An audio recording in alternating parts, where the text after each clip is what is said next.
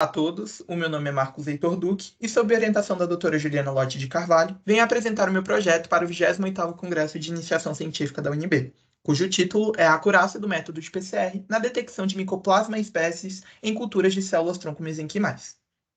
Bom, começando pela introdução, as células-tronco mesenquimais são células indiferenciadas com propriedades de autorrenovação e diferenciação, o que justifica o interesse amplo por essa população no contexto da pesquisa básica, translacional e aplicação clínica.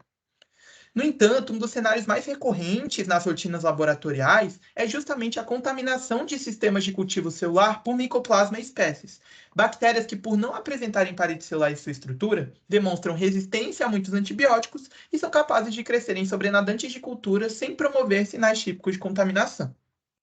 E aí, diante desse problema, a adoção de testes para a identificação dos micoplasmas na rotina laboratorial é essencial, sendo a reação em cadeia de polimerase, também conhecida como PCR, uma importante plataforma molecular de escolha. E aí, a partir dessas perguntas suscitadas, o presente estudo objetiva avaliar a acurácia do método de PCR na detecção molecular de micoplasma e espécies em culturas celulares, a partir de uma revisão sistemática pautada em buscas na literatura científica. Quanto aos métodos empregados na pesquisa, a gente observa que o trabalho se baseou em uma revisão integrativa que foi orientada pela seguinte pergunta: qual a acurácia do método de PCR na detecção de micoplasma e espécies em culturas celulares? E daí é importante frisar que a identificação e definição dessa pergunta orientadora se deram a partir da construção do acrônimo PIR. Em seguida, no processo de extração de dados, realizaram-se buscas nas bases de dados Medline, Embase, Web of Science, ProQuest e BVS Salud, totalizando um quantitativo de 942 publicações. E aqui ao lado estão destacados os 4 termos utilizados nesse processo de busca. Já em relação à etapa de seleção inicial dos estudos, a gente destaca que ela consistiu na retirada automática de duplicados a partir do uso do gerenciador de referências Mendeley, o que reduziu o quantitativo para 757 publicações. Quanto à etapa de elegibilidade, estipulou-se como critério de inclusão artigos que contemplaram os objetivos da pesquisa, e como critérios de exclusão, textos completos indisponíveis e em idiomas diferentes do inglês, português e espanhol. Já em relação ao processo de análise das publicações, é importante frisar que ele partiu da seleção por título e resumo e por meio da leitura completa dos textos, dispondo-se da plataforma Ryan por 2 pesquisadores independentes. E aí, com isso, foram eleitos um total de 11 estudos principais. E aí, por fim, realizou-se, no processo de extração a retirada dos dados das publicações incluídas a partir das seguintes variáveis: autor ano, país, objetivo, delineamento do estudo, meio de cultura, linhagem celular, espécies de micoplasma, acurácia do método de PCR e principais achados obtidos.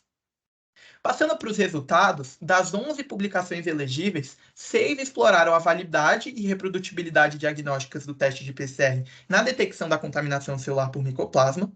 Um analisou a aplicabilidade do exame na triagem de rotina de sistemas de cultivos de células em laboratório. E 4 estabeleceram comparativos em termos de sensibilidade, especificidade e viabilidade financeira entre o PCR e outros testes moleculares, como RNA hibridização, ELISA e DAP.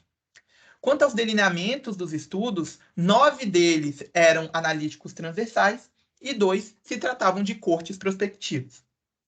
Aqui eu trouxe essa tabela que demonstra que as evidências identificadas atribuíram uma acurácia média de 98% ao método de PCR nesse processo de identificação do micoplasma em culturas celulares, o que o tornou superior a essas outras técnicas que estão evidenciadas em termos de acurácia. E aí, por fim, para a discussão de todo esse processo, é possível depreender que o ensaio de PCR constitui um método confiável, com alta precisão e elevada sensibilidade e especificidade na detecção da presença de micoplasma em produtos biológicos, além também de configurar um teste tecnicamente simples e rápido e financeiramente viável pelo seu baixo custo. E aí, para finalizar, em termos de aplicabilidade do estudo, é possível concluir que ele reconhece o método de PCR como uma estratégia prontamente disponível no gerenciamento desse problema de contaminação de células-tronco mesenquimais por micoplasma, validando então a implementação desse teste na triagem na rotina laboratorial. Bom, e aqui estão as referências bibliográficas utilizadas e eu agradeço a atenção.